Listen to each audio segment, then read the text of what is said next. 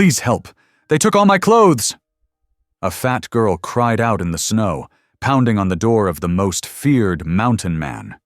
Everyone in town said he was a killer, a beast, a man to avoid at all costs. But when he opened that cabin door, he didn't drive her away. He wrapped her in his buffalo robe. What she carried in her arms was more than just an old quilt. Hidden in its stitches was a secret powerful enough to shake the whole valley. Land, money, and a promise long forgotten. Soon the law came knocking. Her own kin wanted her dead. And whispers spread that the girl the world mocked might hold the key to a war between ranchers, railroads, and a mission school meant for native children. But in a land where greed rules and guns decide, can one broken mountain man and one abandoned girl stand together and turn shame into strength? Or will betrayal in the dead of night take everything from them both? Drop a comment below and share which part of the world you're tuning in from today. If you enjoy stories like this, don't forget to subscribe for more. The wind howled fierce and bitter through the Colorado mountains, driving stinging pellets of snow against Ruthie Mae's bare skin. Her teeth chattered as she stumbled forward, the frozen ground cutting into her unprotected feet. The thin quilt clutched around her shoulders offered little shelter from the December storm of 1878. Each step brought fresh pain, but she forced herself onward, knowing that to stop meant certain death.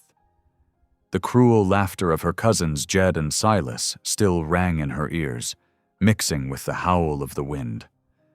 They had stripped her of everything, her clothes, her dignity, her father's trunk full of precious documents.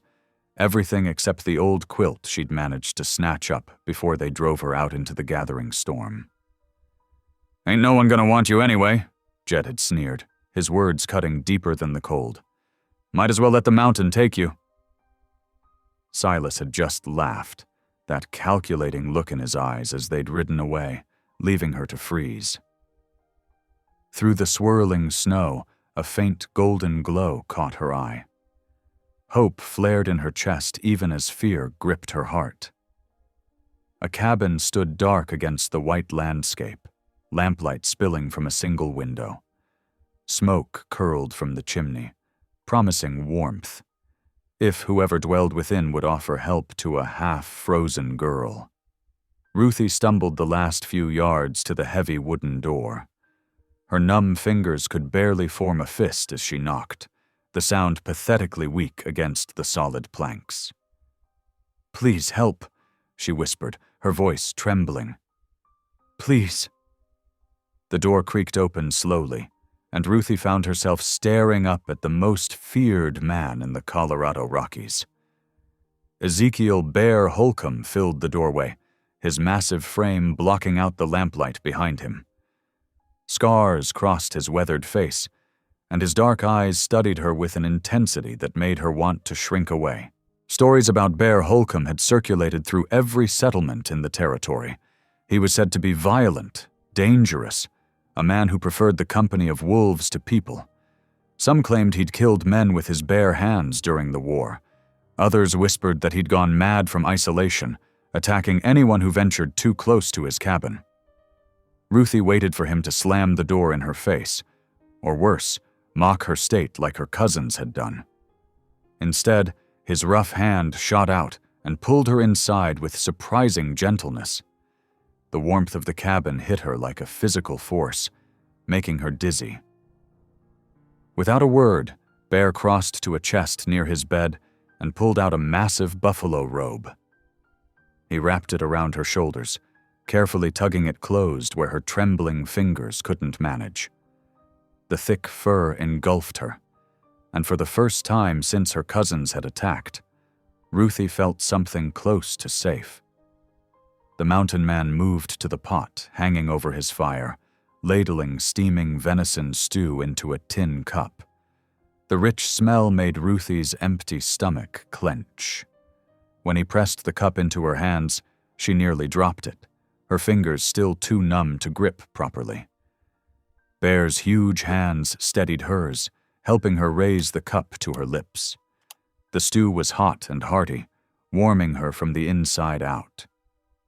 Bear watched her eat in silence, his presence more protective than threatening.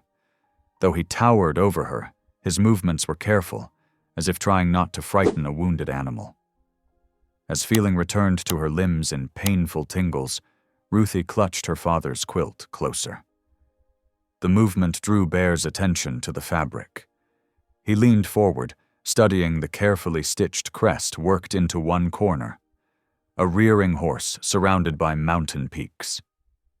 "It was my father's," Ruthie explained softly, her voice hoarse from cold and fear. "One of the few things I have left of him." Bear nodded slowly, recognition flickering in his dark eyes. Outside, wolves began to howl, their voices rising and falling with the wind. But inside the cabin, the fire crackled warmly, its light dancing across the rough-hewn walls. Ruthie sank deeper into the buffalo robe, watching her unlikely savior through lowered lashes. The stories had painted him as a monster, but his actions spoke of a different man entirely. He moved around the cabin with quiet purpose, adding wood to the fire and hanging her quilt near the flames to dry. The warmth and food began to work their magic, and exhaustion crept over Ruthie like a heavy blanket. Her eyes grew heavy as she watched Bear check the door's heavy bar, securing them against the storm. The feared recluse had taken in a half-frozen stranger without hesitation, offering protection when she'd expected only cruelty. Bear dragged his single chair closer to the fire and settled into it, positioning himself between Ruthie and the door. His rifle lay across his knees, a silent promise of safety. As sleep began to pull at her, Ruthie saw him glance again at the crest on her father's quilt, his scarred face thoughtful in the firelight. The wolves continued their mournful song outside, but their voices no longer filled Ruthie with dread. Instead, they seemed to echo the strange turn her fate had taken, finding shelter with the mountain's most feared resident, who had proved to be her unexpected guardian against the storm's fury. Her last conscious thought before exhaustion claimed her was that perhaps the most dangerous man in the territory wasn't the one she should have been afraid of after all. Her cousins, with their cruel smiles and greedy hearts, had proved far more threatening than this silent mountain man who had offered mercy instead of judgment. The fire popped and hissed, casting dancing shadows on the cabin's walls. Bear remained vigilant in his chair, his dark eyes moving between the sleeping girl, the storm-rattled windows, and the carefully stitched crest that seemed to have stirred something in his memory. The night settled into watchful silence, broken only by the howling wind and the soft sound of Ruthie's steady breathing. The feared loner and the abandoned girl, finding unexpected sanctuary in each other's company. Morning sunlight crept through the frost-covered windows of Bear's cabin, painting golden stripes across the rough plank floor. Ruthie stirred beneath the buffalo robe, momentarily confused by the unfamiliar surroundings. The events of the previous night rushed back, the cruel abandonment, the desperate trek through snow, and her rescue by the feared mountain man. A familiar shape caught her eye. Her dress, tattered from her ordeal, hung near the fireplace. In the clear morning light, she could see neat, even stitches where it had been torn. Bear must have mended it while she slept. The thought of those massive, scarred hands performing such delicate work made her pause. The cabin's owner stood at the cast-iron stove, his broad back turned to her as he worked.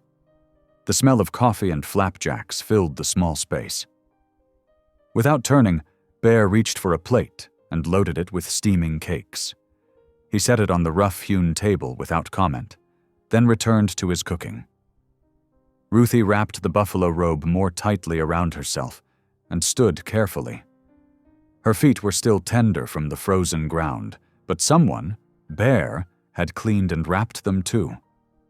She shuffled to the table, determined not to be a burden. "I can help," she offered, her voice stronger than the night before. "With the cooking, I mean." Bear glanced at her, his expression unreadable. After a moment, he gestured toward the stove with his spatula. Ruthie moved closer, watching as he poured batter onto the hot surface. When he handed her the spatula, she gripped it with determination, though her movements were clumsy compared to his practiced ease. The first flapjack stuck and tore when she tried to flip it. Heat crept into her cheeks, but Bear simply scraped the mess away and ladled fresh batter. His patience made her throat tight with unexpected emotion. They worked in comfortable silence until both plates were full. Bear poured coffee into tin cups and settled across from her at the table. His dark eyes studied her face as they ate.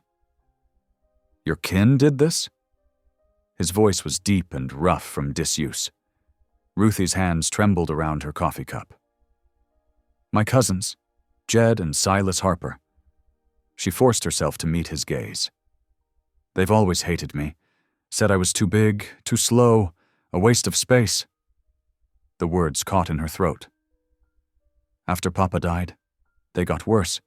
They want his land, you see. But he left it to me." Tears spilled down her cheeks despite her efforts to hold them back.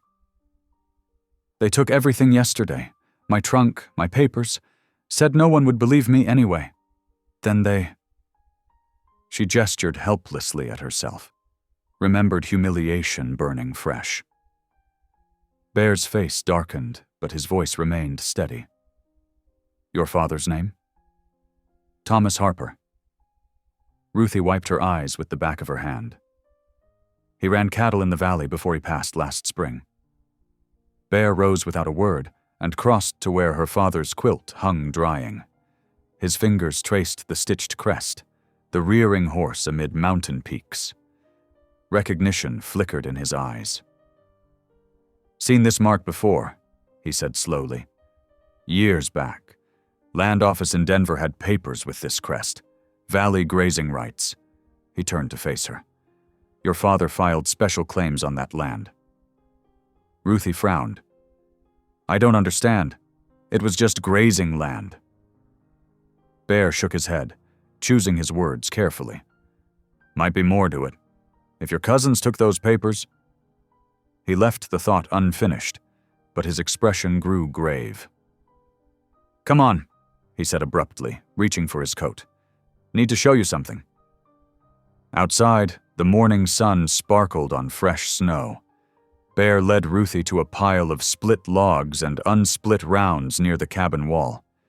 He selected an axe, testing its weight before holding it out to her. "Time you learned to split kindling," he said. "Can't always count on others for help." Ruthie stared at the axe, then down at her wrapped feet, still tender from the night before. Bear noticed her hesitation and disappeared into the cabin, returning with a pair of oversized boots stuffed with rags. "Not perfect," he admitted, "but better than nothing." The boots were comically large on her feet, but the rags helped them stay in place. Bear positioned a round of wood on the chopping block and showed her how to stand, his movements precise and patient. "Axe does the work," he explained. "Just guide it down. Let the weight split the wood." Ruthie's first few attempts barely scratched the surface. Her arms trembled with the effort, and frustration colored her cheeks. But Bear stood nearby, offering quiet corrections to her stance and grip. "Like this," he demonstrated, his own powerful swing cleaving a round cleanly in two. "Now you try." Ruthie adjusted her grip and swung again. The axe bit deeper this time, though the wood remained stubbornly whole. A few more attempts, and she was panting with effort, but something about Bear's calm presence made her want to succeed. "Getting stronger already," he commented, and Ruthie couldn't help but laugh at the gentle teasing in his tone. The sound surprised them both. warm and genuine in the crisp morning air. They worked through the morning, Ruthie's technique slowly improving. By the time the sun stood high overhead, she had managed to split several pieces on her own. Her arms ached, but pride warmed her chest at the small pile of kindling she'd created. As evening approached, Bear built up the fire while Ruthie prepared a simple supper from his stores. The familiar tasks soothed her, and she realized she felt safer than she had since before her father's death. But as darkness gathered outside, worry crept back in. Her cousins wouldn't simply let her disappear. They would come looking, if only to ensure their cruel work was complete. Bear seemed to sense her unease. After the dishes were cleaned, he moved to the door and checked his rifle with practiced care. The weapon gleamed in the firelight as he inspected the action and sights. His movements were methodical, almost peaceful, but Ruthie saw the tension in his shoulders. He knew, as she did, that trouble was coming. The rifle was both promise and warning. He would protect her, but protection might be needed. As Bear positioned the weapon near his chair, Ruthie clutched her father's quilt closer. Whatever secret value lay in its stitched crest, she knew her cousins would stop at nothing to claim it. The thought should have terrified her, but somehow, watching Bear's quiet preparations, she felt only grateful. For the first time since her father's death, she wasn't facing danger alone. Morning brought fresh challenges at Bear's cabin. Ruthie woke determined to prove her worth, despite her aching muscles from yesterday's wood-splitting lesson. She found Bear already awake, stoking the fire against the mountain chill. "I'll fetch water," she offered, reaching for the wooden bucket near the door. Bear's eyebrows rose slightly, but he nodded. The creek ran swift and partially frozen behind the cabin. Ruthie's borrowed boots crunched through crusty snow as she picked her way down the slope. At the water's edge, she discovered the task wasn't as simple as it seemed. Ice rimmed the creek banks, and the current pulled strongly at her bucket. After several attempts that left her sleeves soaked and her fingers numb, she heard Bear's heavy tread behind her. Without a word, he demonstrated how to break the ice safely and dip the bucket where the water ran clear, but not too swift. Together they carried the full bucket back to the cabin. Inside, Ruthie noticed a pile of torn shirts near Bear's chair. "I can mend those," she said, grateful for a task she knew well. Bear handed her needle and thread, then returned to cleaning his rifle while she worked. The morning light streamed through frost-covered windows as Ruthie's needle moved steadily through the fabric. Her stitches weren't as even as Bear's repair to her dress, but they were strong. She hummed softly as she worked, an old hymn her father used to love. Near midday, she spotted Bear's flour stores and asked permission to bake bread. He gestured toward the supplies, watching with interest as she mixed the ingredients.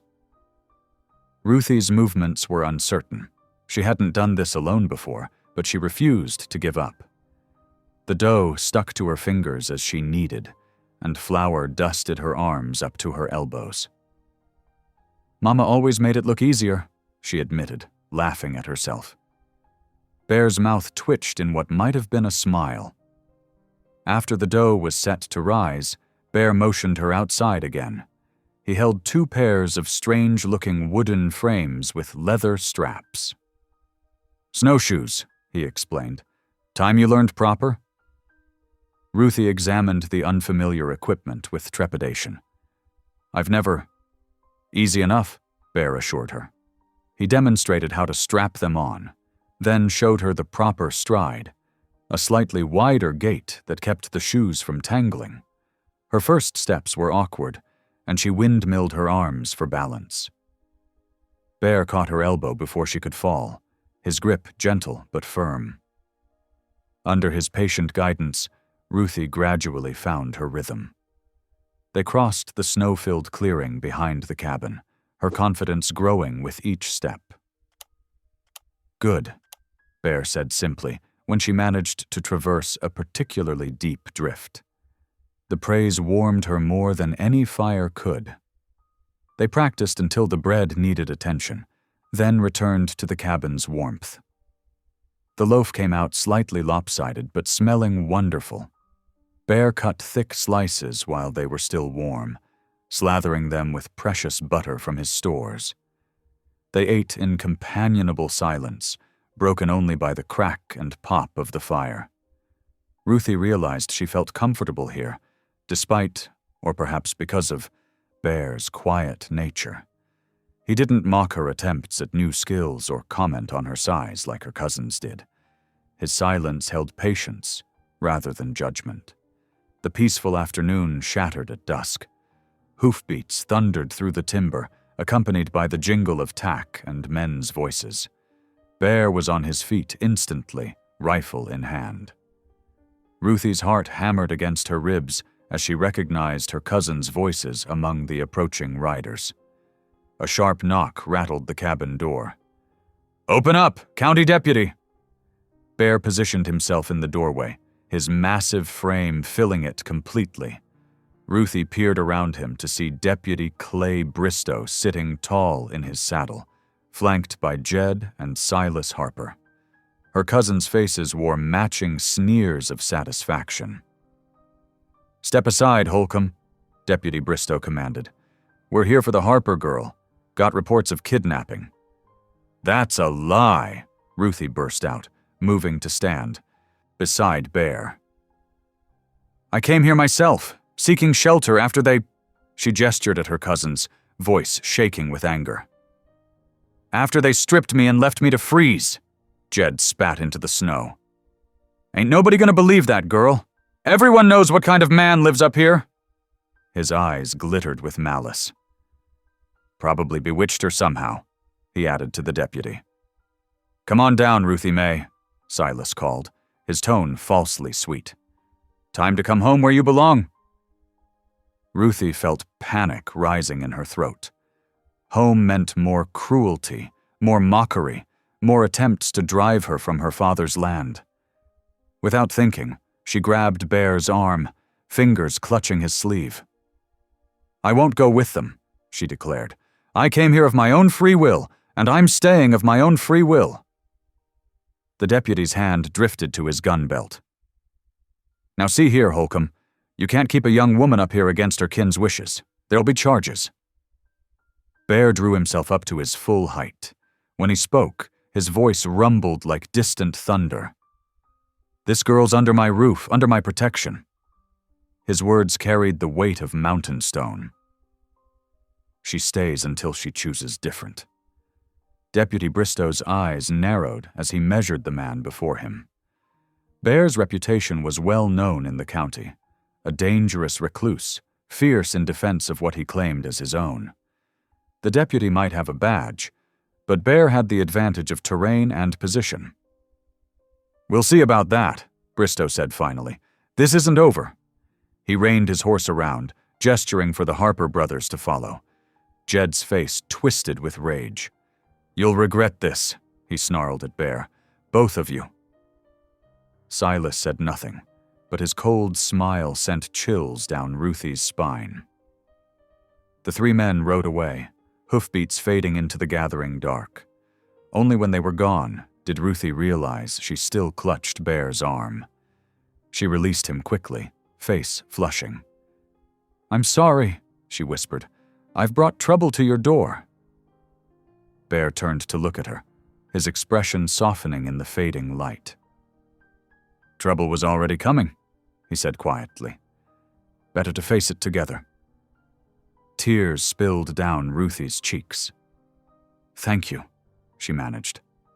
"For standing up to them. For protecting me." Bear simply nodded and moved to stoke the fire. But as darkness settled over the cabin, Ruthie saw something new in his eyes when he glanced her way, a warmth that hadn't been there before. Trust, hard-won and precious, had begun to grow between them like the first spring flowers pushing through mountain snow. They spent the evening in silence, but it was a silence filled with understanding. Bear carved wooden pegs for hanging things, while Ruthie darned socks by firelight. Outside, wind whispered through pine boughs, and somewhere in the distance, a wolf called to its mate. Inside, two lonely souls found comfort in shared purpose and the knowledge that neither of them had to face tomorrow's challenges alone. 2 days after the confrontation with the deputy, Bear hitched his horses to the sleigh. The morning sun cast long shadows across pristine snow as they prepared for the journey to the mountain church gathering. Ruthie wrapped herself in the buffalo robe, her father's quilt tucked safely in a leather satchel. "Town's a half-day's ride," Bear said, helping her onto the wooden seat. His massive frame settled beside her, reins gathered in gloved hands. The sleigh runners whispered over packed snow as they descended through stands of towering pine. Ruthie's stomach churned with anxiety. She hadn't faced townsfolk since her cousin's cruel abandonment. The memory of their mockery still stung. But they needed supplies, and Bear insisted the church gathering was their safest option. As they approached the small settlement, smoke rose from scattered chimneys. The white-painted church stood proud against the mountainside, its bell tower reaching toward heaven. Horses and sleighs clustered around the building while people in their Sunday best filed inside. The runners creaked to a stop. Bear helped Ruthie down, his presence solid and reassuring beside her. Snow crunched beneath their boots as they walked toward the church steps. Heads turned, whispers followed. "That's Bear Holcomb. With that Harper girl, the fat one whose cousins..." Ruthie felt her cheeks burn. She wanted to shrink into herself, to disappear beneath their stares. But something made her straighten her spine instead. Bear's quiet strength beside her helped steady her resolve. The circuit-riding preacher stood greeting his flock at the door. Reverend Joshua Miller was a weathered man with kind eyes and silver threading his dark hair. His smile widened genuinely as they approached. "Welcome, welcome. We don't often see you at gatherings, Mr. Holcomb." The preacher's handshake was firm and warm. His gaze fell on Ruthie with genuine welcome. "And Miss Harper, it does my heart good to see you safe." Ruthie clutched her satchel closer. "Thank you, Reverend." The preacher's eyes caught on the corner of quilting visible from her bag. "That pattern." He leaned closer, interest sparking. "Might I see that quilt, Miss Harper?" Hands trembling slightly, Ruthie drew out the cherished fabric. The church porch had grown crowded as people gathered to watch. Reverend Miller carefully examined the stitched crest. "Just as I thought," he said softly. "Your father showed me this very quilt 5 years ago when he came to discuss his plans for the valley." "Plans?" Ruthie's voice quavered. "Indeed." The preacher's eyes were grave but bright. "Samuel Harper had a vision, you see. He meant to deed that grazing land to establish a mission school for Ute children, a place of learning and understanding between peoples." Ruthie's breath caught. Around them the whispers grew louder. Some faces showed approval, others darkened with displeasure. "The paperwork was filed," Reverend Miller continued, "but after your father's passing, it seemed to vanish. Some claimed it never existed." He touched the crest gently. "But this quilt bears witness. Your father had it made special, incorporating the mission's intended seal." Tears spilled down Ruthie's cheeks. All these years, she'd endured her cousin's taunts about being worthless, about disgracing the Harper name. But her father had been planning something noble all along. "That valley's worth a fortune now," someone muttered. "With the railroad coming..." "Hush," another voice cut in. "Samuel Harper was a good man. If he wanted that land for the Utes. Bear's hand settled on Ruthie's shoulder, steadying her as the murmurs swelled. She saw ranch owners and railmen exchanging dark looks. But others, shopkeepers, farmers, women with children, nodded in approval. Reverend Miller carefully folded the quilt. Your father's dream wasn't lost, Miss Harper, just waiting for the right time to be revealed. He smiled. And the right person to carry it forward. They gathered their supplies quickly after that. Bear's imposing presence discouraged anyone from approaching too closely, though Ruthie felt the weight of stares, both friendly and hostile, following their movements. The sun was setting as they loaded the sleigh. Bear helped Ruthie up, then paused, looking back at the church. A strange expression crossed his face as the bell began tolling for evening service. The return journey was quiet, snow starting to fall in thick, lazy flakes. Ruthie held her father's quilt close, mind churning with all she'd learned. The valley's purpose, her father's vision, the weight of responsibility settling on her shoulders. Back at the cabin, Bear built up the fire, while Ruthie prepared a simple supper.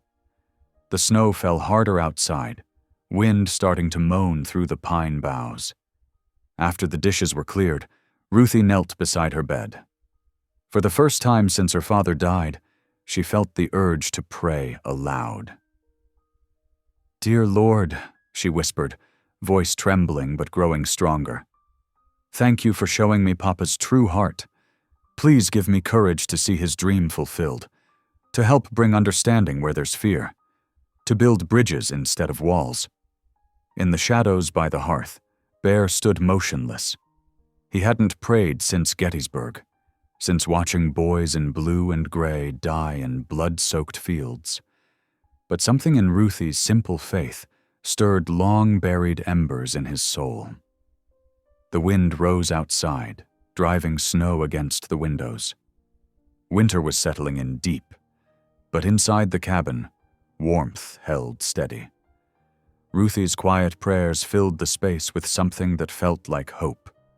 The storm descended like a white curtain, erasing the world beyond the cabin windows. Wind howled through the mountain passes, driving snow into drifts that grew higher by the hour. Inside, Ruthie stirred a pot of venison stew, adding dried herbs from Bear's stores. The familiar task brought comfort as the blizzard raged. "Smells good," Bear commented, gruffly, returning from checking the door's heavy beam. His massive frame cast long shadows in the lamplight. Ruthie smiled, pleased by the rare praise. "My mama taught me to add sage near the end. Keeps the flavor bright." The first day of their confinement passed in shared tasks. Ruthie discovered Bear's mending pile, shirts and coats with torn seams or missing buttons. Without comment, she settled by the fire with needle and thread, working steadily through the afternoon. Bear watched her hands move, quick and sure despite their thickness. He'd never noticed before how graceful practical work could be. As evening deepened, Bear retrieved something from a trunk, a battered harmonica, silver dulled with age. Ruthie looked up from her mending as the first notes wavered through the cabin. The tune was familiar. Amazing Grace, played with surprising gentleness from those huge, scarred hands. "I know that one," Ruthie said softly when he finished. "Papa used to sing it." Bear nodded, then began another hymn. This one was older, its melody carrying echoes of camp meetings and circuit riders. Ruthie hummed along, her clear voice joining the harmonica's plaintive notes. Outside, the storm howled, but inside, music filled the spaces between them. The second day dawned gray and wild. While checking their stores, Ruthie noticed Bear's collection of trap lines hanging from the rafters. Her fingers traced the braided wire. "Could you show me?" she asked. "How to set them proper?" Bear's eyebrows rose, but he nodded. Using the cabin's floor space, he demonstrated how to lay a simple snare. Ruthie watched intently, then tried herself. Her first attempts were clumsy, but she persisted until her fingers learned the patterns. "Like this?" she asked, holding up her work. Bear examined it carefully. "Better. Needs to be tighter here." His huge hands adjusted the wire gently. "Animal'll slip right through otherwise." They practiced through the afternoon, Bear's gruff instruction punctuated by Ruthie's determined efforts. When she finally set one correctly, his grunt of approval made her beam with pride. At supper that evening, Ruthie hesitated before speaking. "We always said grace at home. Would you mind if I did?" Bear stared at his plate for a long moment, then nodded once. Ruthie's simple prayer of thanks filled the cabin with a peace he hadn't felt in years. After that, grace became their ritual, a moment of stillness before each meal. The third day brought heavy silence as the storm began to ease. Ruthie worked at the crude table, kneading dough for bread while Bear cleaned his rifle. The domestic rhythm felt natural now, as if they'd been sharing this space for years instead of days. "Never thought to have fresh bread again," Bear commented as the loaf's aroma filled the cabin. Ruthie smiled. "Least I can do with you teaching me so much." That afternoon, Bear played his harmonica again while Ruthie sewed. The music and the click of her needle blended with the fire's crackle, creating a harmony of home sounds that made the isolation feel less sharp. When the storm finally broke on the fourth morning, sunlight sparkled across an transformed landscape. Bear led Ruthie outside, supporting her as she struggled through deep snow. "Time to check them snares for real," he said, carrying extra traps. The forest was hushed, every branch laden with white. Ruthie's cheeks flushed with cold and effort as she followed Bear's tracks. At the first sight, she watched him check and reset his trap, then insisted on trying the next one herself. Her first attempt failed, the wire too loose, the trigger improperly set. But Ruthie squared her shoulders and tried again, and again. On the fourth try, Bear nodded in approval. "That'll hold," he said. Something like pride flickered in his eyes. They returned to the cabin as dusk approached, their breath clouding in the crisp air. Inside, Bear stoked the fire, while Ruthie prepared coffee. The familiar routine felt right, comfortable in a way neither had expected. Ruthie retrieved her father's Bible from her few possessions, settling in her usual chair. The leather was worn smooth from years of handling, the pages marked with her father's notes. She began reading aloud, her voice steady and clear in the evening quiet.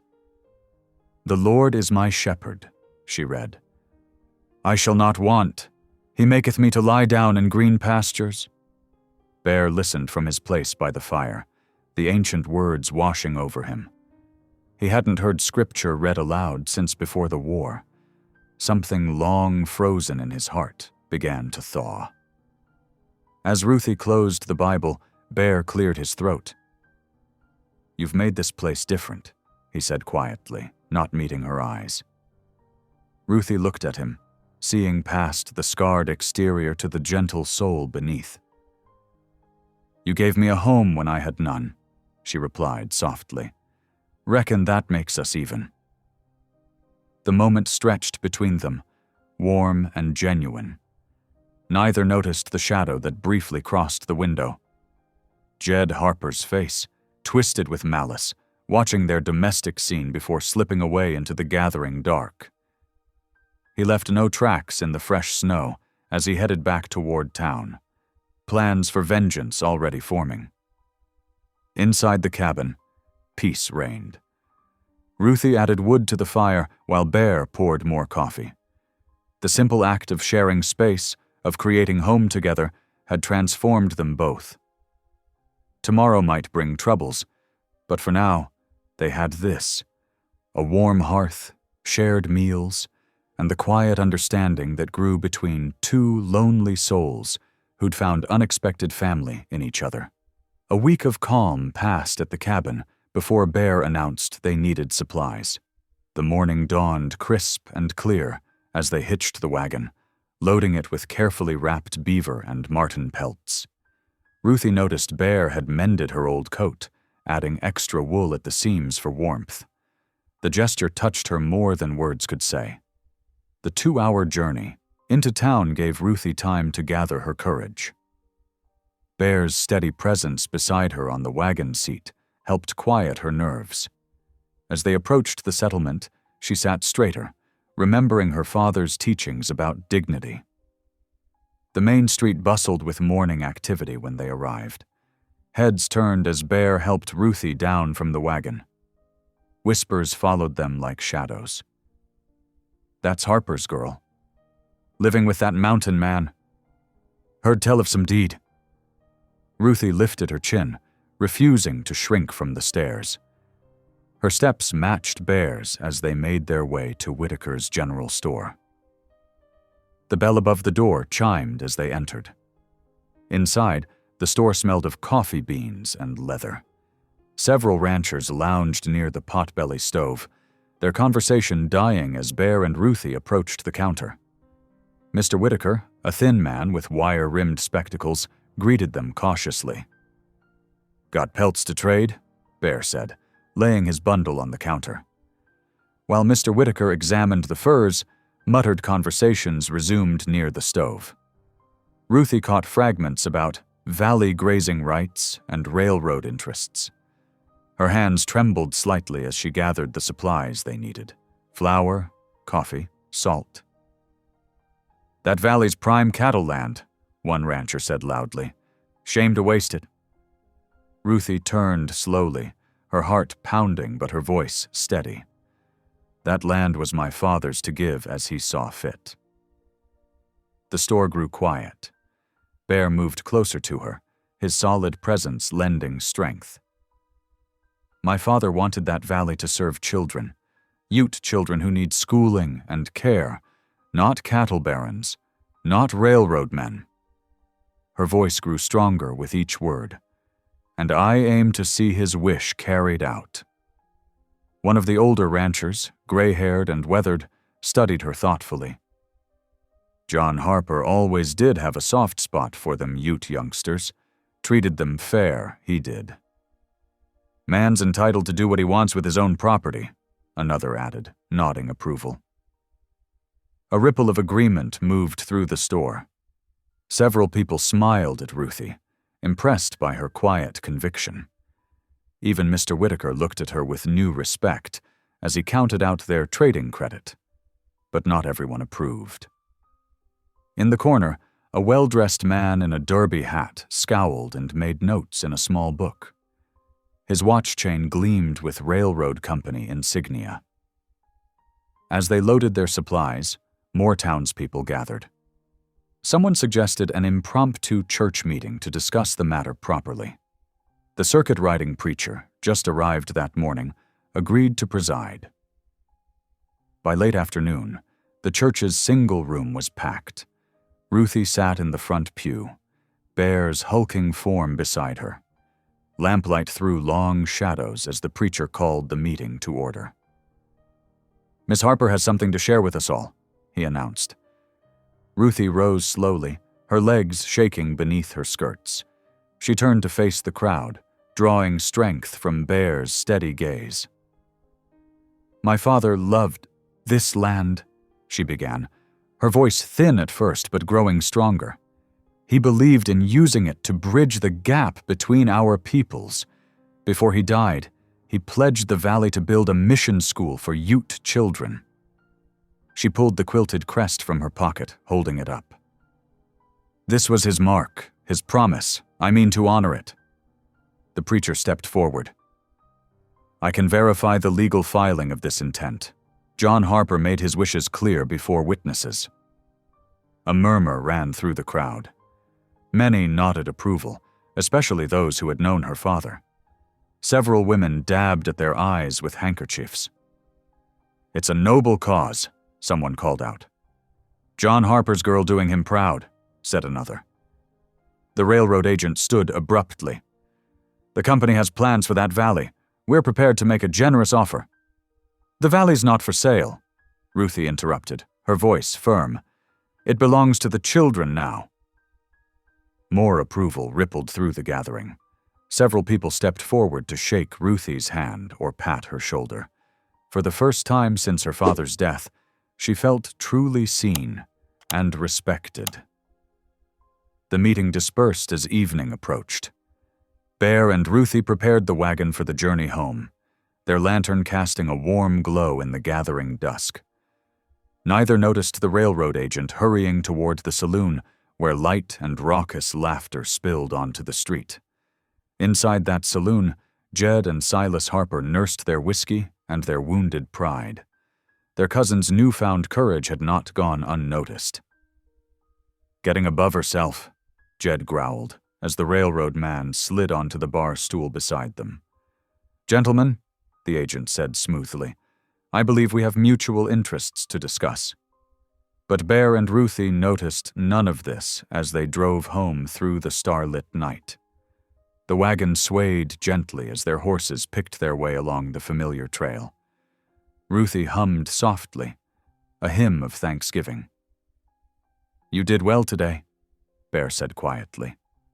Ruthie smiled in the darkness. "Having you there helped, made me braver somehow." They traveled on in comfortable silence, the lantern's glow lighting their way through the darkness.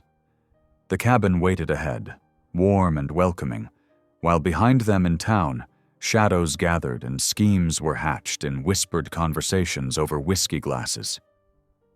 The evening's triumph had given Ruthie a taste of what it meant to stand tall, to speak truth, to honor her father's memory.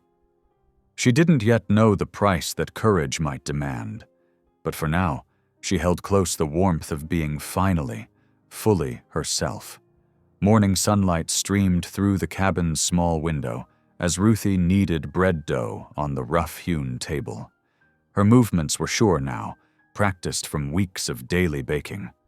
The cabin filled with warmth from the cook stove and the yeasty smell of rising bread. Bear had gone to check his trap lines at dawn, giving Ruthie time to surprise him. She'd saved enough flour from their last trading visit, determined to make something special. Her father had always said breaking bread together made a house feel like home. The door creaked open just as she pulled the golden loaf from the oven. Bear stomped snow from his boots, bringing with him the sharp scent of winter air. His eyes widened slightly at the sight of fresh bread cooling on the table. "Thought we might have something warm with supper," Ruthie said, trying to sound casual, though her heart fluttered at his obvious pleasure. Bear nodded, then reached into his coat pocket. "Got something for you too." He held out a wooden hair comb, freshly carved from pine. Simple flowers decorated its spine, each petal carefully etched. Ruthie took it with trembling hands, running her fingers over the smooth surface. "Never had anyone give me a gift before," she whispered. "Not since Pa died." Bear shifted uncomfortably, unused to such emotion. "Ain't much. Just noticed your old one was broken." But Ruthie clutched it close, eyes shining. "It's beautiful, thank you." They shared a simple supper of bread and stew as darkness gathered outside. The lamplight cast dancing shadows on the log walls as Ruthie hummed an old hymn. After a moment, Bear's deep voice joined in, rough but true. "Amazing grace, how sweet the sound." The familiar words filled the cabin with peace. Ruthie's clear soprano wove around Bear's bass, creating harmony that seemed to warm the very air. When the last note faded, comfortable silence settled between them. Later, after Ruthie had retired to her curtained-off sleeping area, Bear sat cleaning his rifle by the dying fire. A sound outside made him pause, the soft crunch of snow under careful feet. He set the rifle down silently and moved to the door. The night air bit sharp as he stepped onto the porch, scanning the darkness. Moonlight revealed fresh tracks circling the cabin, leading toward the barn. The barn door stood slightly ajar, though he distinctly remembered latching it. Bear's face hardened as he followed the tracks. They led back into the trees, multiple sets this time, spies again, watching their movements. When he returned inside, his expression was grim. He loaded his rifle with fresh cartridges, checking the action with practiced care. The peaceful evening had shattered like thin ice. Morning brought false calm. Bear suggested they try ice fishing, leading Ruthie to the frozen creek that wound past the cabin. He showed her how to chip carefully through the thick ice, creating fishing holes. "Bait goes here," he demonstrated, threading a worm onto a hook. Fish still feed down deep, even in winter. Ruthie's first attempt sent the line tangling. She laughed at her clumsiness, and Bear's deep chuckle joined hers. For a moment, they could pretend danger wasn't circling ever closer. "There!" Ruthie exclaimed, as her line went taut. Bear helped her pull up a fat brook trout, its scales gleaming in the winter sun. "Good catch," he praised. "You're learning quick." Ruthie beamed at the compliment, but Bear's eyes constantly scanned the ridge above them. Something felt wrong. When Ruthie wasn't looking, his hand strayed to the rifle laid across his lap. As dusk approached, Bear left Ruthie cleaning their catch and climbed the snow-covered ridge. From this vantage, he could see for miles across the valley. Thin smoke rose from a camp nestled in the trees, far too close for comfort. He recognized the location, good sight lines to the cabin, sheltered approach through the timber. The sun was setting when he returned, casting long shadows across the snow. Ruthie looked up from where she was scaling fish, reading his expression instantly. "They're coming, aren't they?" she asked quietly. Bear nodded. "Camp's just over the ridge. Won't be long now." Fear flickered in Ruthie's eyes, but she squared her shoulders. "I won't run this time. Won't let them drive me from another home." She reached for the Bible that never left her side, drawing strength from its worn leather cover. Bear watched her fingers trace the familiar verses, seeing not the frightened girl who'd stumbled to his door, but a woman finding her own kind of courage. "We'll be ready," he assured her, checking his rifle again.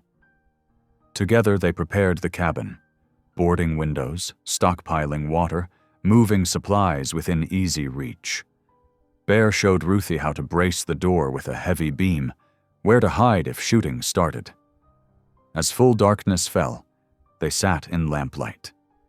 Ruthie's wooden comb caught the glow as she drew it through her hair, a small comfort in the growing tension. Bear cleaned his rifle yet again, the familiar motions almost meditative. The night pressed close around the cabin, full of watching eyes and waiting threats, but inside, two unlikely friends found strength in shared silence, preparing to face whatever morning might bring. Ruthie's quiet voice broke the stillness. "I'm grateful I found your cabin that night, no matter what happens." Bear looked up from his rifle, meeting her steady gaze. Words failed him, but his nod held volumes. The strange, peaceful life they'd built here was worth defending. Outside, snow began to fall, covering the tracks that circled their home. But they knew the peace wouldn't last. Morning would bring what it would bring, and they would face it together. 2 nights after the ice fishing lesson, moonlight bathed the snow-covered clearing in silver. Inside the cabin, Bear stoked the dying embers while Ruthie mended his spare coat by lamplight. The peaceful scene shattered as an orange glow suddenly flickered through the window. "Fire!" Ruthie cried, dropping her needlework. Bear grabbed his rifle and yanked open the door. Flames leapt from the barn's roof, turning night to hellish day, The dry winter wood caught like tinder, crackling and popping in the frigid air. "My pelts," Bear growled, rushing toward the inferno. Months of trapping, their winter stores all going up in smoke. Ruthie ran to the well, her breath coming in panicked gasps. "I'll fetch water!" She hauled up the first bucket with trembling hands, sloshing icy water down her dress as she stumbled toward the barn. Bear had disappeared around the far side, rifle ready. The crack of a gunshot split the night. Ruthie screamed as dark figures emerged from the shadows. Their faces were hidden behind cloth masks, but she recognized the way they moved, her cousins and their hired men. "Bear!" she shouted in warning. The massive mountain man burst from behind the barn, swinging his rifle like a club. The stock connected with one attacker's jaw with a sickening crunch. The man dropped without a sound. Another rushed Bear from behind. Bear spun, massive fist catching the masked figure in the chest. The man flew backward into the snow, wheezing. Ruthie ran toward the cabin, hoping to grab Bear's loaded spare rifle. Rough hands seized her from behind. She thrashed and kicked, but couldn't break free. "Hold still, cousin," Jed Harper's muffled voice came from behind his mask. "Time to come home where you belong." "No!" Ruthie bucked against his grip. "Let me go!" Bear roared at her cry, turning to help. The distraction cost him. A club swung from the darkness, catching him behind the ear. He staggered, blood streaming down his neck. "Bear!" Ruthie screamed as another blow dropped him to his knees. Silas appeared with a length of rope, binding her wrists while Jed pressed a wadded cloth into her mouth. The gag muffled her prayers as they dragged her toward a waiting wagon. Bear struggled to rise, his normally sure movements slow and unsteady. "Ruth," he slurred, reaching for her with a bloody hand. One of the masked men kicked him hard in the ribs. Bear collapsed face first into the crimson-stained snow. "Shouldn't have played hero, mountain man," Silas sneered, standing over Bear's prone form. "The girl's our kin. This ain't your business." Jed roughly pushed Ruthie onto the wagon bed. "Once you sign those papers giving up your claim, maybe we'll let you go back to your precious mission school dreams." He laughed coldly. "Or maybe we'll just keep you locked up where you can't cause more trouble." Ruthie struggled against her bonds, tears freezing on her cheeks as she watched Bear lying motionless in the snow. The barn's flames painted everything in shifting orange light, turning the scene into something from a nightmare. "Let's ride," Silas called, swinging into his saddle. The wagon lurched forward. Ruthie managed to work the gag loose enough to shout one last time, "Bear! God help us!" Her cry echoed across the clearing as hoofbeats thundered away into the darkness. Bear's fingers twitched at the sound of her voice, but consciousness slipped through his grasp like smoke. "Ruth," he groaned again before the darkness claimed him completely. The barn continued to burn, casting mad shadows across Bear's crumpled form. Precious furs and supplies, a season's work, fed the hungry. Flames. The heat melted the surrounding snow, turning it to steam that rose like phantom shapes into the night sky. Hours passed. The fire gradually died to glowing embers. Dawn's weak light crept across the mountain, revealing the devastation. The barn was nothing but a blackened skeleton. Trampled snow told the story of the fight, dark patches marking where blood had fallen. Bear lay where he had fallen, chest rising and falling shallowly. Frost rimed his beard and clothes. The brutal cold had likely saved him, slowing the bleeding from his head wound. His eyes finally flickered open as the sun cleared the ridge. Everything hurt. His vision swam as he pushed himself to hands and knees, retching into the snow. The world tilted and spun around him. "Ruth," he called hoarsely, though he knew she was long gone. Silence answered. Only the whisper of wind through the burned barn's bones broke the morning stillness. Bear forced himself to stand, swaying like a drunk man. Blood had frozen in his hair and down the back of his neck. He stumbled to the cabin door, having to lean against the frame to stay upright. Inside, Ruthie's half-finished mending still lay where she'd dropped it. Her wooden comb, his gift, sat on the table beside her father's Bible. The sight drove home his failure like a physical blow. He'd promised to protect her, and he'd failed. Now she was in the hands of men who saw her as nothing but an obstacle to their greed. Bear sank heavily onto his chair, head in his hands. Every heartbeat sent spikes of agony through his skull. The rational choice was clear. He was in no shape to fight. He could barely walk straight. Going after armed men while injured was likely suicide. But leaving Ruthie to her fate wasn't really a choice at all. He lifted his head, staring at the wooden comb that had made her smile so brightly just days ago. In that moment, Bear faced the hardest decision of his life: surrender to his wounds and let Ruthie face her cousins alone, or rise, no matter the cost, and try to save her. The morning sun climbed higher, shining through the cabin window onto the still warm ashes of their home. Dawn crept across the ravaged homestead, painting the burned barn's skeleton in pale gold. Bear stumbled through the cabin doorway, each step sending jolts of pain through his battered body. Blood matted his hair, and his ribs screamed with every breath. The warmth inside did little to ease the bone-deep chill of failure. His normally steady hands trembled as he stoked the dying embers, adding kindling until flames flickered to life. The familiar motions felt strange, dreamlike. Ruthie should be there, kneading bread dough or reading from her father's Bible. Instead, only silence filled the spaces where her presence had brightened his solitary life. Bear sank to his knees beside the hearth, head bowed. For the first time since the war had stripped away his faith, words of prayer formed on his lips.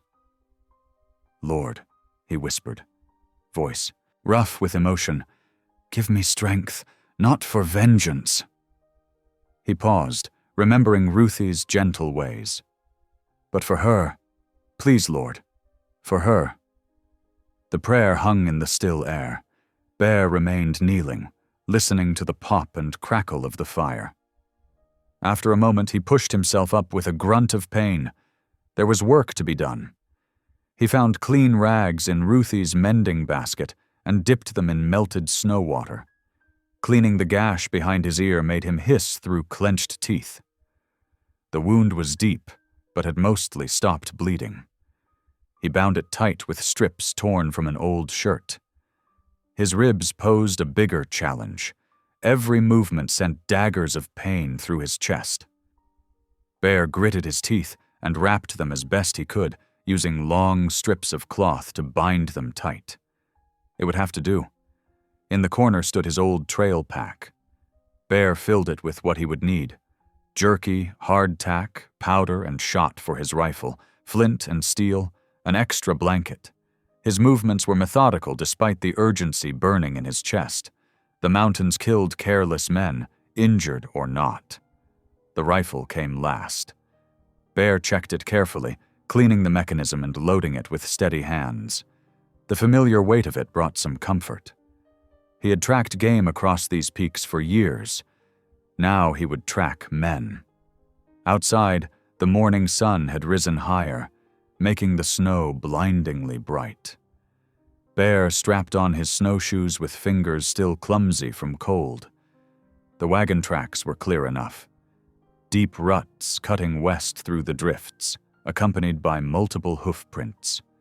He set out with the sun at his back, forcing himself to maintain a steady pace despite the urge to hurry. The cold air burned in his lungs. Each step sent fresh waves of pain through his ribs, but he pushed it aside, focusing only on the trail ahead. The tracks led him across frozen ridges where the wind cut like knives. Bear recognized landmarks he had known for years. The lightning-split pine that marked the game trail, the granite outcrop that looked like a bear's head, the frozen creek where he had taught Ruthie to fish just days ago. Near midday, something caught his eye. A scrap of fabric snagged on a thorny bush. Bear's heart clenched as he carefully freed it. It was a piece of Ruthie's quilt, the one that carried her father's crest. The fabric was still warm from the sun. Bear pressed the scrap to his chest, jaw tight with emotion. "I'm coming, Ruth," he whispered. "Hold fast."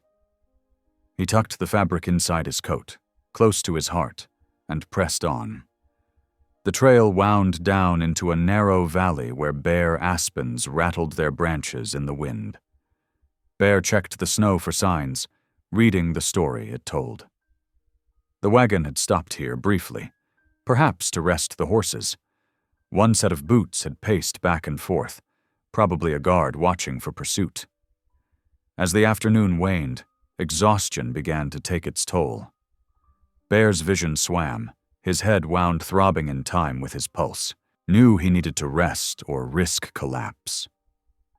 Finding a dense stand of pines, he made camp, gathering boughs to create a shelter against the wind. Night fell swift and cold. Bear huddled in his blanket, allowing himself only a small fire. Above, stars wheeled in the clear mountain sky. He whispered Ruthie's name to them like a prayer, imagining her somewhere ahead in the darkness, hoping she could feel his presence drawing closer. "Lord," he prayed again, the words coming easier now. "Keep her strong. Let her know she ain't alone." Miles ahead, Ruthie sat huddled in the back of the cold wagon, her hands bound but her spirit unbroken. Her cousins had made camp in a hollow, their fire casting uncertain shadows. They spoke in low voices about papers she would need to sign, about land that would be theirs. Ruthie closed her eyes, shutting out their greed-filled words.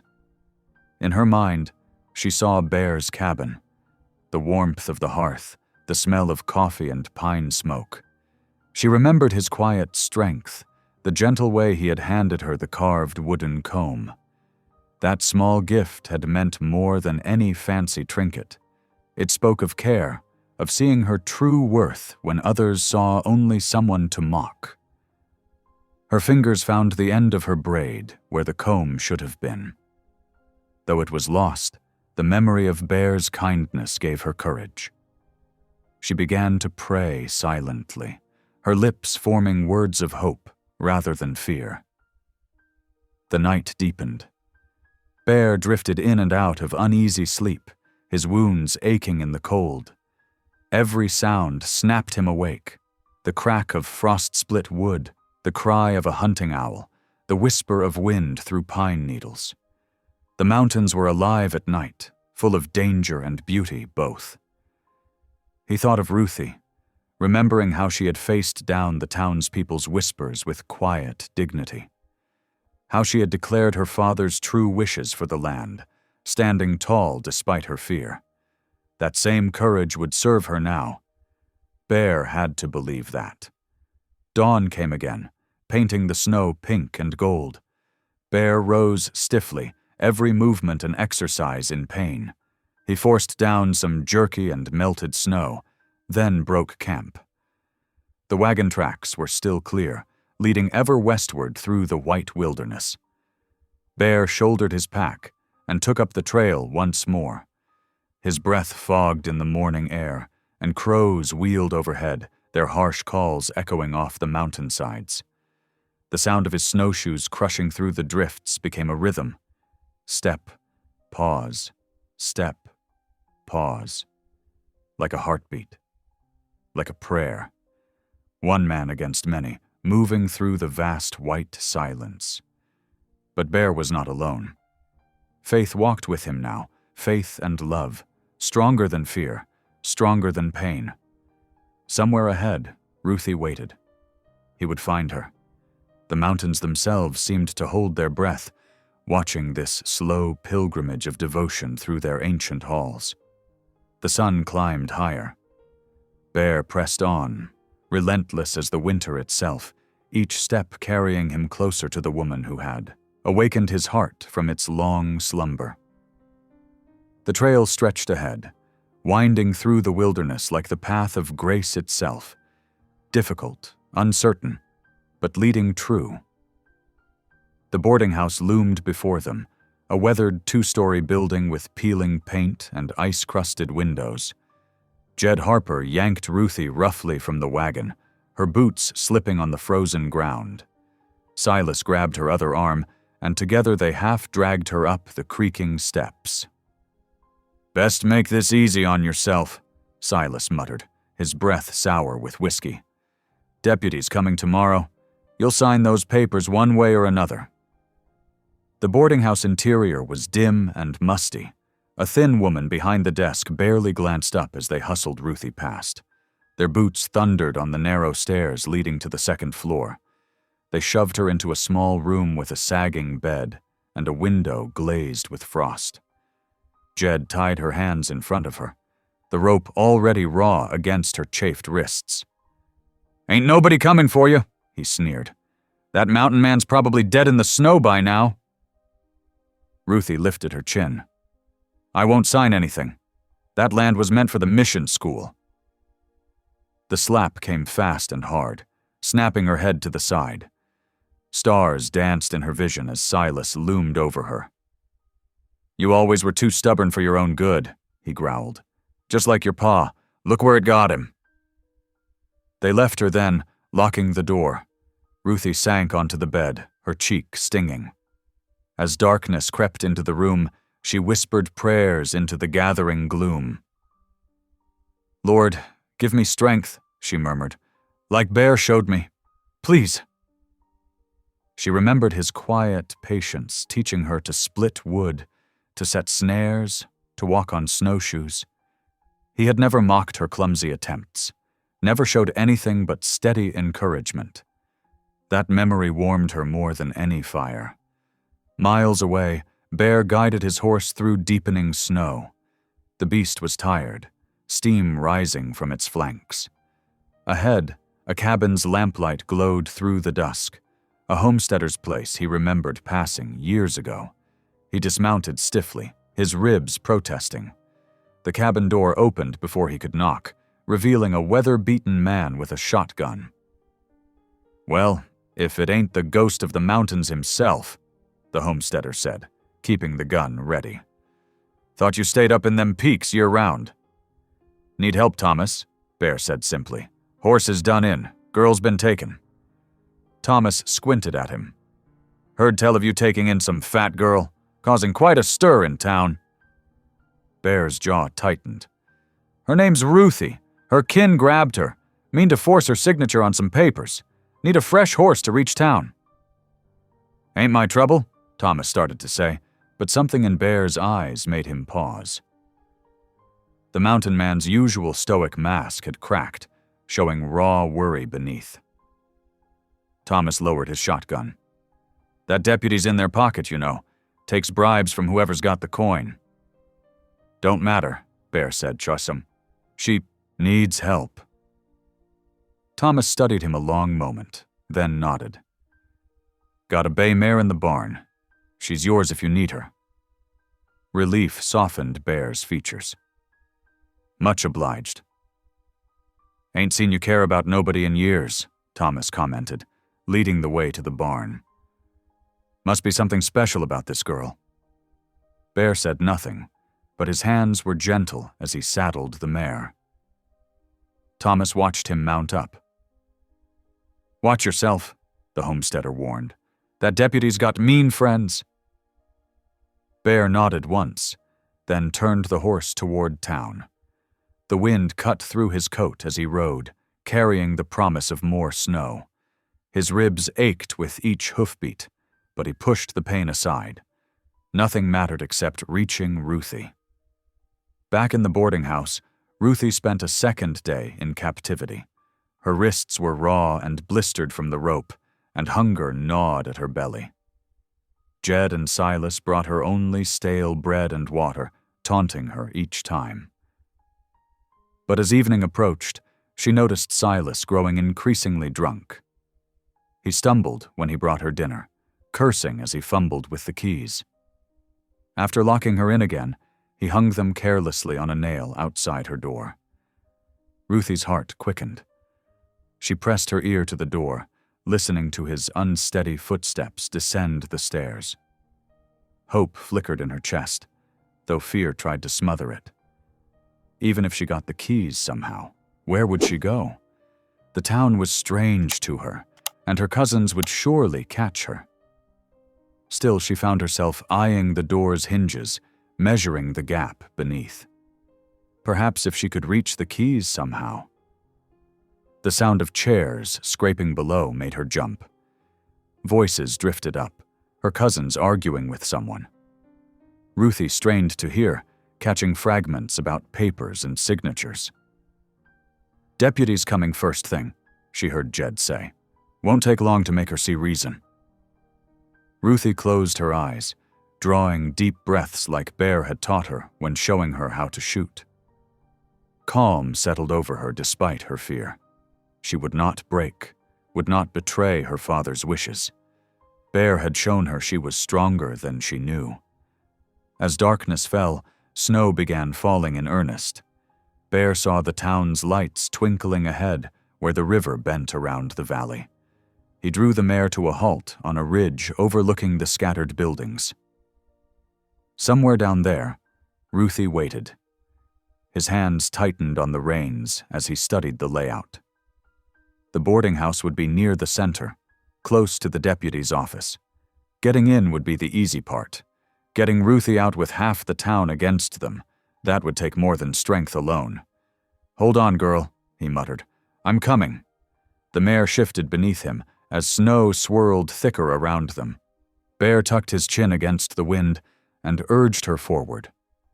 The steep trail down to town would be treacherous in the growing storm, but he had no choice.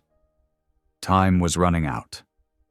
In her room, Ruthie huddled on the bed, listening to the wind moan through gaps in the window frame. Snow pelted the glass like tiny fists. She thought of Bear's cabin, warm and safe, where she had finally felt at home. The keys gleamed dully on their nail, visible through the gap under her door. Like hope itself, they hung just out of reach. But Ruthie straightened her shoulders, remembering Bear's quiet faith in her. She would find a way. She had to. Beyond the boarding house walls, snow continued falling, drawing a white curtain between pursuer and pursued. The town's lights blurred like stars seen through water. Everything grew muffled, waiting, as captor and rescuer drew inevitably closer to their coming clash. Dawn crept over the mountains, painting the snow-covered town in shades of rose and gold. Inside the boarding house, boots thundered up the stairs. The door flew open as Jed and Silas burst in, faces tight with anger. "Time's up," Silas growled, yanking Ruthie to her feet. Her wrists burned where the ropes had chafed them raw. They half dragged her down the stairs and into the bitter morning air. Ruthie's breath came in white puffs as they marched her through the empty streets. Fresh snow crunched under their boots, marking their path to the deputy's office. Deputy Clay Bristow waited behind his desk, a stack of papers arranged before him. His smile didn't reach his eyes as they shoved Ruthie into a hard wooden chair. "Miss Harper," he drawled, "kind of you to join us so early." He pushed the papers toward her, offering a pen. "Just sign these transfer documents, and you can go free. Simple as that." Ruthie lifted her chin, though her heart hammered. "My father meant that land for the mission school. I won't betray his wishes." "Stubborn girl," the deputy's smile turned cold. "Your father's dead. Time to be practical." "The truth stands forever." Ruthie's voice gained strength as she quoted scripture. "The Lord detests lying lips but delights in people who are trustworthy." Jed cursed, grabbing her bound hands. Enough preaching. He forced her closer to the desk, while Silas tightened the ropes until they bit deeper. The deputy dipped the pen in ink. Sign, or this gets much worse. Before he could finish speaking, commotion erupted outside. Shouts echoed through the square, growing louder. People called out in surprise and alarm. "The Mountain Man! Bears come down!" Ruthie's heart leaped. Through the window she saw him, Ezekiel. Bear Holcomb rode into town on a bay mare, his massive frame unmistakable despite the bruises marking his face. Snow dusted his shoulders as he dismounted, moving with purpose toward the deputy's office. Townsfolk emerged from shops and homes, gathering to watch. The morning air crackled with tension as Bear strode through the crowd. He didn't draw his rifle, though it hung ready at his side. Instead, he raised his voice, powerful enough to carry across the square. "I demand witnesses," he called out. "Let all hear how these men treat an innocent girl and her father's dying wish." Foch, Deputy rose, hand moving to his gun. "This ain't your concern, Mountain Man. The law's handling this." "The law?" Bear's scarred face hardened. "Or your greed?" Movement stirred through the crowd as the circuit-riding preacher stepped forward, Bible in hand. "I can speak to this," he declared. "I knew Thomas Harper's intent for that land. He showed me the original deed himself." Ruthie felt strength flow into her limbs. With sudden determination, she yanked her hands free from Jed's grip. Before anyone could stop her, she seized the fraudulent papers from the deputy's desk. "My father was an honorable man," she declared, voice ringing clear. In one swift motion, she tore the documents in half, then quarters, letting the pieces flutter to the floor. Gasps rippled through the gathered crowd. The deputy's face twisted with rage as he lunged forward, but townspeople surged into his office. Someone grabbed his arm while others pressed close, faces hard with judgment. "We've watched you take bribes long enough," a shopkeeper called out. "Seen you serve the rich while poor folks suffer." "Time you lost this," a grizzled rancher growled, ripping the badge from the deputy's chest. More voices joined in, years of resentment spilling forth. Jed and Silas backed toward the door, but found their path blocked by angry townsfolk. "You ain't welcome here no more," someone shouted. Others took up the cry, driving the brothers into the street with jeers and threats. Ruthie swayed on her feet as the tension drained away. Strong arms caught her as her knees buckled, Bear's arms, steady and sure. She turned her face into his coat, tears of relief soaking the worn fabric. "You came," she whispered. "Always will," he rumbled softly, holding her close. The morning sun streamed through the office windows, touching everything with golden light. Outside, the crowd's angry voices faded to murmurs of approval. The preacher began organizing a meeting to properly record the land's intended purpose. The deputy sat slumped in his chair, stripped of authority, while trusted townsmen stood guard. But Ruthie noticed none of it. For the first time since her father died, she felt completely, utterly safe. Bear's heartbeat was strong and steady against her cheek. His arms around her promised protection, not possession. Here was the truth she had always known. Real strength lay not in cruelty or force, but in standing firm for what was right. She lifted her head to meet Bear's gaze. The mountain man's eyes were soft as he looked down at her, gentle pride replacing his usual stern expression. Together they had faced down evil without violence, using courage and truth as their weapons. The victory tasted sweeter for being bloodless. The preacher approached them, smiling warmly. "The Lord works in mysterious ways," he said. "Who would have thought the most feared man in the mountains would help bring justice through peace?" Bear ducked his head, embarrassed by the praise, but Ruthie beamed. He taught me to be strong, she said simply. Strong enough to stand for truth. Townsfolk gathered closer, offering congratulations and apologies for not helping sooner. The morning air grew warmer as the sun climbed higher, melting the fresh snow into diamond drops. Justice had come to town on winter winds, carried by the unlikeliest of champions, a gentle giant and a determined girl who refused to break. The preacher's wife, Martha, opened the parsonage door wide, ushering Ruthie and Bear into the warmth. Come in, she fretted, her kind face creased with concern. Land's sake, child, you're half frozen. The parsonage living room glowed with lamplight and a crackling fire. Ruthie sank into a cushioned chair, her legs trembling from exhaustion. Bear took up position near the doorway, his massive frame making the modest room seem smaller, but his presence brought comfort rather than fear. Let me see those wrists, Martha clucked, examining the rope burns that circled Ruthie's hands. Sarah, she called to her daughter, fetch the witch hazel and clean bandages. Women from town began arriving, carrying quilts and steaming pots of broth. They crowded around Ruthie, their earlier indifference transformed to motherly concern. Mrs. Henderson, the baker's wife, draped a soft blanket across Ruthie's shoulders, while Mrs. Peterson spooned hot chicken broth into a cup.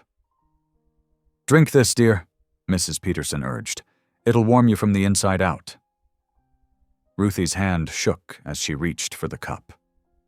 Without hesitation, Bear moved from his post, closing the distance in 2 long strides. He steadied her grip, his large, scarred hands gentle around hers. When she finished drinking, he remained beside her chair, a silent guardian. Martha dabbed witch hazel on Ruthie's wrists, wrapping them carefully in clean white bandages. Those cousins of yours, she muttered darkly, ought to be ashamed treating kin so cruel. They wanted the land, Ruthie said softly. Her fingers sought Bear's, and he let her hold tight, offering strength through his quiet presence. But Father meant it for something better. The preacher, Reverend Thomas, stood warming his hands by the fire. Indeed he did. Thomas Harper was a man of vision and compassion. He saw the need for understanding between peoples. He smiled at Ruthie. The mission school will serve both settler and Ute children, teaching them to live as neighbors rather than strangers. Through the parsonage windows, they could hear the town coming alive with talk. People gathered in small groups on the street, discussing the morning's events. Most voices carried tones of approval, though a few railroad men lurked at the edges, muttering darkly about progress being stopped by sentimentality. Don't you worry about those railmen, Mrs. Henderson said firmly, noting Ruthie's concerned glance. Most folks here admire what you did today. Standing up for what's right takes real courage. Ruthie looked down at her bandaged hands, still marveling at her own actions. I never thought I could do something like that, she whispered. Turning to Bear, she added, but with you beside me, I found the strength. Bear shifted, uncomfortable with praise. You did that yourself, he said gruffly. Was always in you. Just needed the right moment to show itself. Tears shimmered in Ruthie's eyes as she smiled up at him. Here was a man who saw beyond her size, beyond the cruel words her cousins had used to shame her. He saw her heart, her determination, her worth. Reverend Thomas cleared his throat. Now that the truth about the deed is known, we can proceed with your father's wishes. He sat down across from Ruthie, his expression earnest. The mission school will be built on that valley land, just as he intended. We'll need to arrange proper papers, of course, but that's just formality now. The Lord does work in mysterious ways, Martha added, patting Ruthie's shoulder. Who would have thought he'd use the most feared man in the mountains to help bring justice to light? Bear ducked his head, but Ruthie saw the slight softening around his eyes. The fearsome reputation that had isolated him for so long was changing, reshaped by his actions of mercy and protection. As afternoon faded to evening, more townspeople stopped by. Some brought food, others simply wanted to offer support or apologize for not helping sooner. Each time the door opened, Bear tensed, ready to defend, but only goodwill entered. The women insisted Ruthie eat a proper supper. They served up plates of roast chicken and potatoes, hot biscuits dripping with butter, and fresh apple pie. Even Bear accepted a plate, though he ate standing up, never straying far from Ruthie's side. When night fell properly, the visitors began to leave. Martha offered Ruthie a bed in the spare room, which she gratefully accepted. Bear stepped outside, saying he would keep watch through the night. Ruthie followed him onto the porch. The winter air bit sharp and clean, stars glittering like diamonds in the black sky. Bear settled onto a bench near the door, his rifle across his knees. "You don't have to stay," Ruthie said softly. "I'm safe here." Bear looked up at the stars, his breath frosting in the cold. "I'll stay," he said simply. Ruthie touched his shoulder gently. "Thank you. Not just for coming after me, but for believing in me. No one ever did before." He caught her hand, his rough palm warm against her fingers.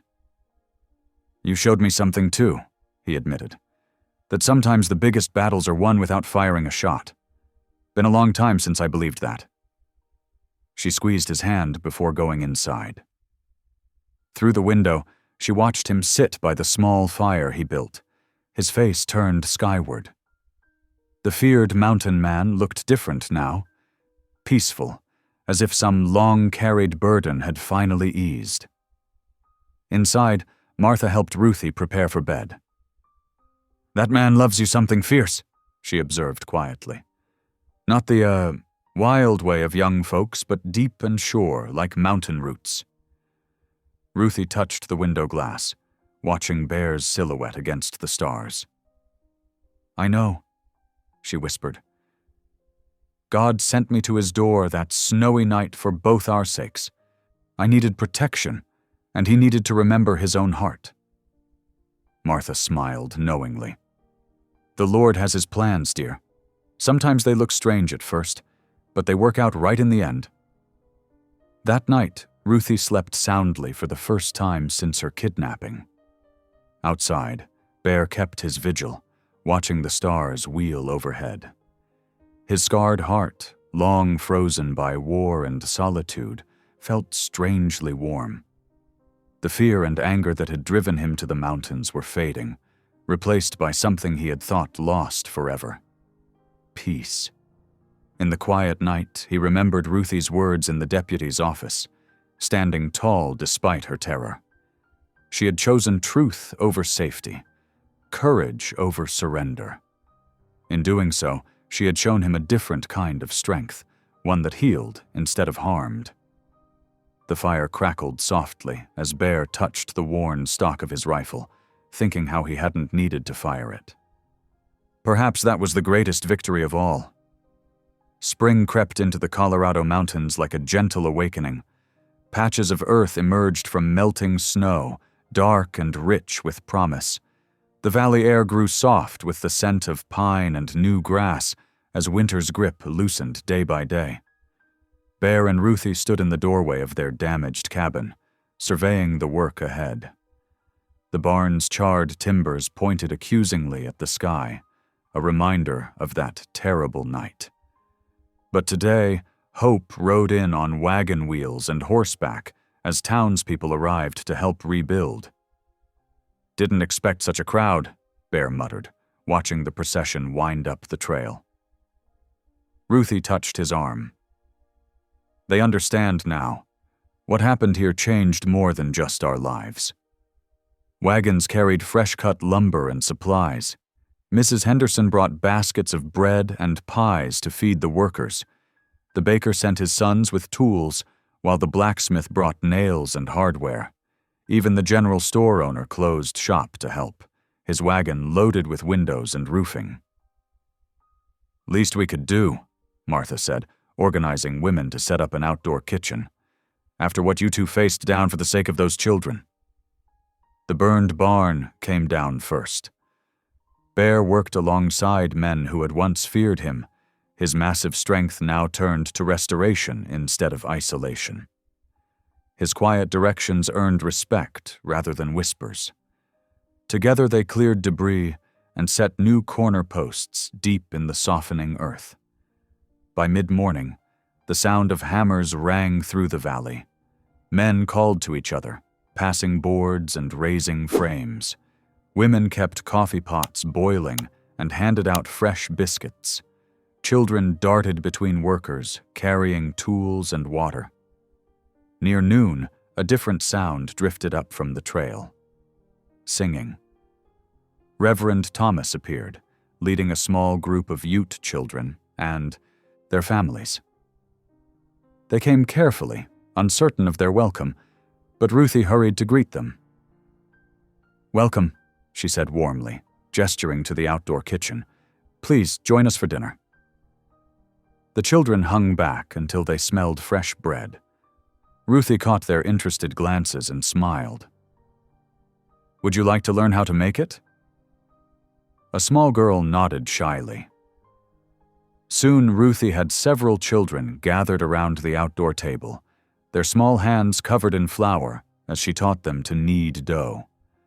Their laughter mixed with the sounds of construction, bridging old barriers with simple joy. Bear paused in his work, watching Ruthie with the children. She glowed with confidence, no longer the frightened girl who had stumbled to his door in winter's darkness. The children clustered around her like eager chicks, and she included each one, patient with their attempts. "She's got a gift," Reverend Thomas said, joining Bear. "That's what her father saw, the ability to bring people together." Bear nodded. "Valley's coming alive different than before. Better way." Throughout the afternoon, the barn took shape. Bear directed the raising of the main beam, his voice carrying clear instruction. The Ute men joined the work, their strong hands welcome on the heavy timbers. Together they secured rafters and began laying the roof while women of both communities shared cooking techniques and stories. As evening approached, Martha rang the dinner bell. Workers gathered around long tables set with platters of food, ranch wives' chicken and dumplings beside Ute women's pine nut cakes. Children sat mixed together, trading bits of food and giggling at new words. Ruthie moved among them all, making sure everyone had enough. She caught Bear watching her and smiled.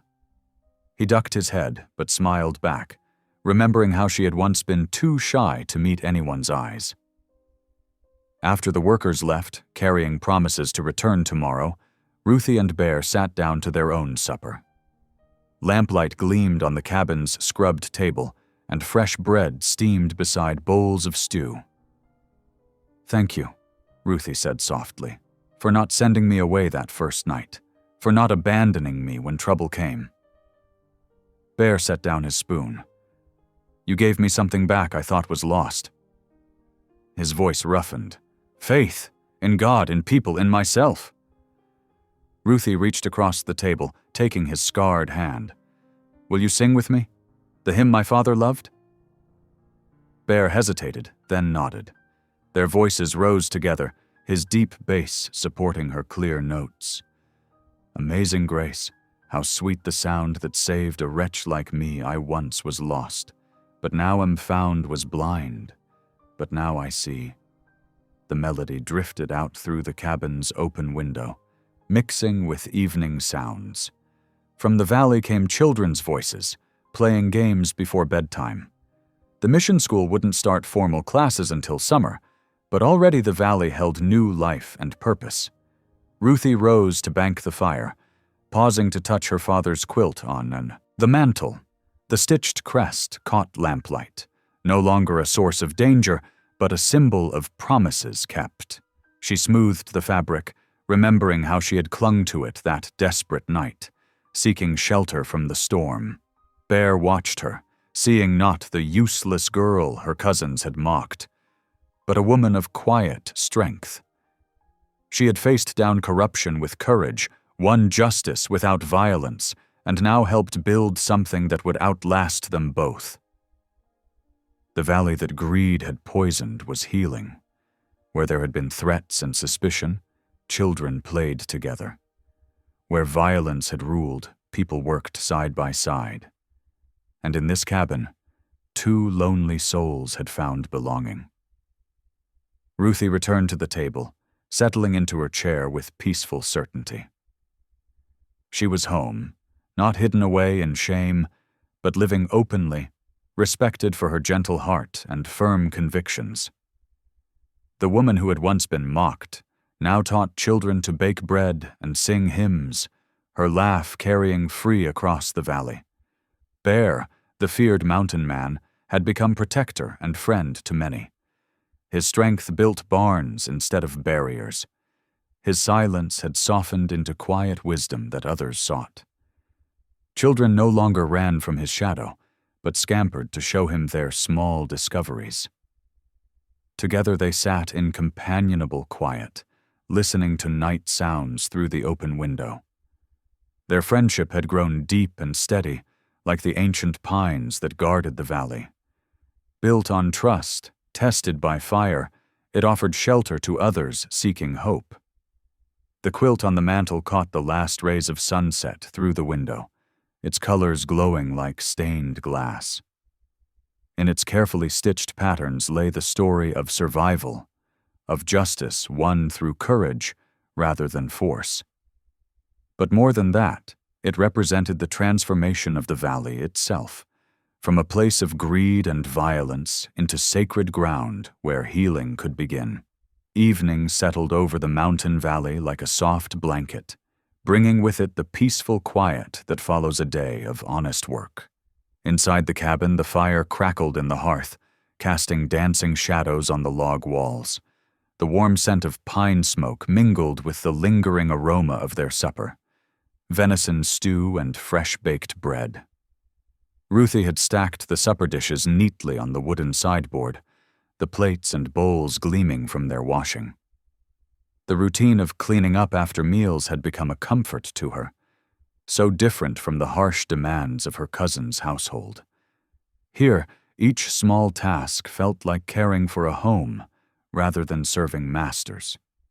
Bear sat in his sturdy chair by the fire, his massive frame somehow gentle as he worked with careful precision on a piece of pine wood. His knife moved in smooth, practiced strokes, creating delicate curls of wood that fell to the floor around his boots. The lamplight caught the silver in his beard and the scars on his hands, marks of a hard life, softened now by purpose.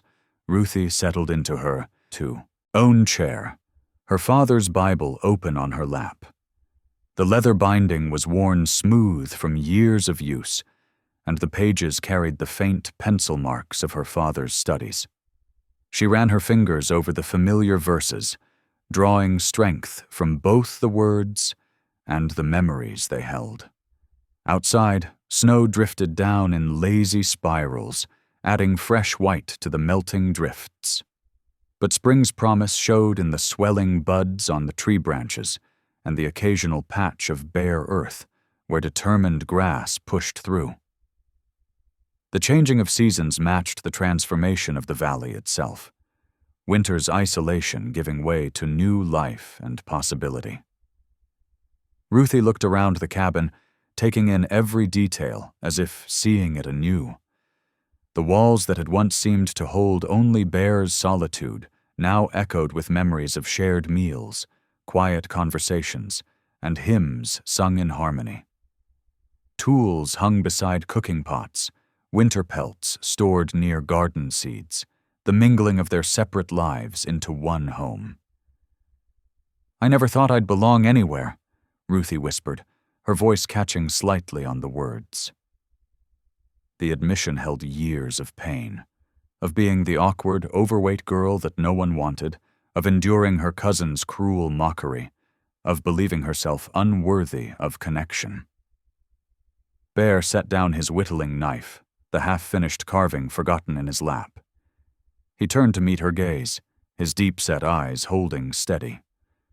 "You belong here," he said simply, his gruff voice carrying the weight of absolute certainty. Ruthie smiled, tears brimming in her eyes but not falling. These were not tears of sorrow or shame, but of gratitude, for finding sanctuary that winter night, for Bear's unwavering protection, for the strength she had discovered within herself.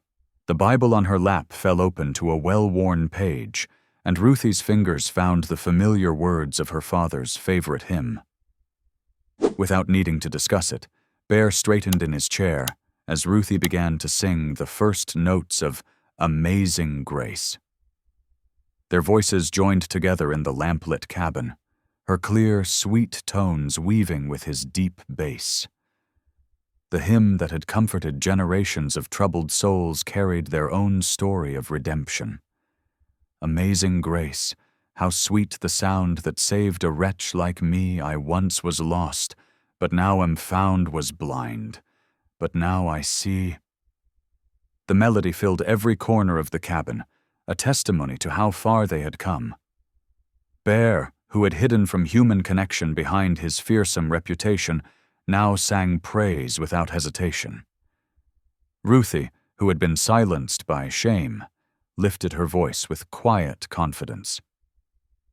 As their song faded into the evening quiet, children's laughter drifted up from the converted barn. The sound carried clearly through the still air, young voices mixing English and Ute words in play. The mission school's supplies and books now filled the very space where violence had erupted that winter night. Slates and primers stood ready on rough-hewn shelves, while handmade benches waited for eager students. The transformation of the barn mirrored the larger change in the valley. Where greed and suspicion had once ruled, understanding grew. Where fear had divided people, children now built bridges through shared games and learning. The mission school would officially open with summer's warmth, but already it fostered connection and hope. Bear shifted in his chair, reaching down to gather the wood shavings from his whittling. His movements were careful, deliberate, the same patience he now showed teaching young boys to fish or track game. The feared mountain man had become a trusted teacher, his strength turned to protection rather than isolation. Ruthie watched him, remembering how terrified she had been that first night, pounding on his door in desperate hope. Now she saw past the scars and gruff exterior to the gentle heart beneath. Bear had taught her more than survival skills. He had shown her how to stand tall, to trust her own worth, to fight for what was right without losing compassion. The fire popped, sending sparks up the chimney. Outside, the snow continued its quiet dance, but its threat had passed. Spring's warmth would soon transform the valley, bringing new growth and possibility. Already tender shoots pushed through melting drifts, as stubborn as hope itself. Ruthie rose to add another log to the fire, her movements sure in the familiar space. The cabin that had once been Bear's solitary refuge had become truly their home. Her touches showed in the curtains at the windows, the dried herbs hanging from rafters, the neat stack of quilts in the corner. Bear's presence remained in the tools on the walls, the pelts and gear, the solid furniture he had crafted. But more than physical objects, the cabin held their shared story. Here they had weathered storms both natural and human. Here they had built trust through small kindnesses and fierce loyalty. Here they had discovered that family could be chosen, strengthened by faith, and tested by trials. The quilt with its precious crest lay folded on the mantel, no longer a source of danger, but a symbol of promises kept. Ruthie smoothed its familiar pattern, remembering how she had clung to it that desperate night. Now it represented not just her father's legacy, but the larger healing of the valley itself. Bear watched her from his chair, seeing not the useless girl her cousins had mocked, but a woman of quiet strength and deep compassion. She had faced down corruption with unwavering courage, won justice without violence, and now helped build something that would touch generations to come. They sat together in comfortable silence, listening to the fire's crackle and the distant sounds of children playing. Their friendship had grown deep and steady, like the ancient pines that guarded the valley. Built on trust, tested by fire, it offered shelter to others seeking hope. The lamp's glow softened the cabin's corners, while outside darkness gathered and stars began to prick through the clouds. But inside was warmth, belonging, and the quiet certainty of being exactly where they were meant to be. Two unlikely souls had found not just shelter, but family, proving that redemption was always possible, that love could transform the hardest hearts, that hope bloomed even in winter's depths. Ruthie returned to her chair, settling in with peaceful contentment. The Bible in her lap held not just scripture, but the promise of new mornings, of grace freely given, of second chances made real. She and Bear sat side by side, not in shame or fear, but in faith and family, their shared silence rich with understanding. The snow fell gently outside, adding its quiet blessing to the evening. Within the cabin's walls, lamplight glowed, hymns echoed, and the quilt stood guard over hard-won peace. Two souls once lost in loneliness had found their way home, to each other, to community, to lasting joy. Thanks for tuning in. These stories remind us that life is more than headlines. It's about heartlines. Subscribe if you want more moments that make you pause, feel, and reflect.